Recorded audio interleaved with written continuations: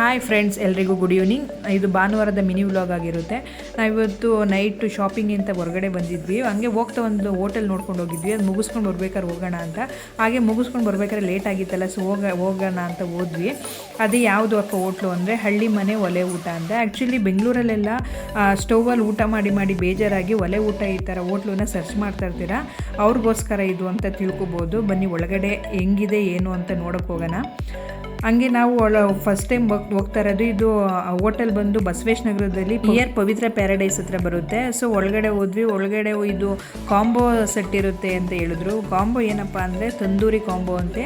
ಒಂದು ತಂದೂರಿ ಫುಲ್ ತಂದೂರಿ ತೊಗೊಂಡ್ರೆ 2 ಚಿಕನ್ ಬಿರಿಯಾನಿ ಹಾಗೆ 2 ಕೋಕೋ ಫ್ರೀ ಕೊಡ್ತಾರೆ. ಸೊ ಅದು ತೊಗೊಳ್ಳೋಣ ನೋಡೋಣ ಅಂತ ಹೇಳಿ ತೊಗೊಂಡ್ವಿ. ನೋಡಿ, ನನ್ನ ಮಗಳು ನಾವಿನ್ನೂ ತಿನ್ನೋಕ್ಕೆ ಸ್ಟಾರ್ಟ್ ಇಲ್ಲ. ನನ್ನ ಮಗಳು ಕೊಡು ಅಂತ ಹಿಂಸೆ ಮಾಡ್ತಿದ್ದಾಳೆ. ಬಟ್ ಅವಳು ಸ್ಪೈಸಿ ಇಷ್ಟಪಡಲ್ಲ. ಬಟ್ ತಿಂತಿದ್ದಾಳೆ ಅಂದರೆ ನೀವೇ ಅರ್ಥ ಮಾಡ್ಕೊಳ್ಳಿ ಎಷ್ಟು ಚೆನ್ನಾಗಿದೆ ಅಂತ. ಹಾಗೆ ಅವಳಿಗೂ ತಿನ್ಸಾದ್ಮೇಲೆ ನಾವು ನೋಡೋಣ, ನಮ್ಮದು ಬಾರಿಸೋಣ ಅಂತೇಳಿ ನಾವು ಬಾರಿಸ್ಕೊಂಡು ಬಿರಿಯಾನಿ ಎಲ್ಲ ತಿನ್ಕೊಂಡ್ವಿ. ಒಳಗಡೆ ಮಾತ್ರ ತುಂಬ ರಿಸರ್ವೇಷನ್ ಅಂತ ಇದು, ಅಂದರೆ ಜಾಗನೇ ಇರಲ್ಲ.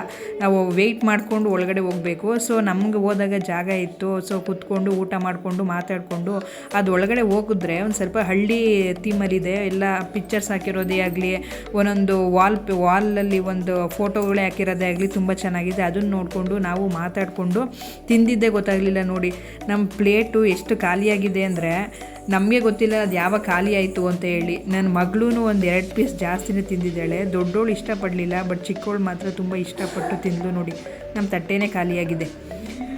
ಇನ್ನೊಂದು ಸರಿ ಬರೋಣ ಅಂತೇಳಿ, ಅಂದರೆ ಇದು ಫುಲ್ಲು ಜಾಸ್ತಿನೇ ಕೊಡ್ತಾರೆ ಬಿರಿಯಾನಿನ. ಸೊ ಅದನ್ನು ಸಾಕಾಯಿತು ನಮಗಂತೂ.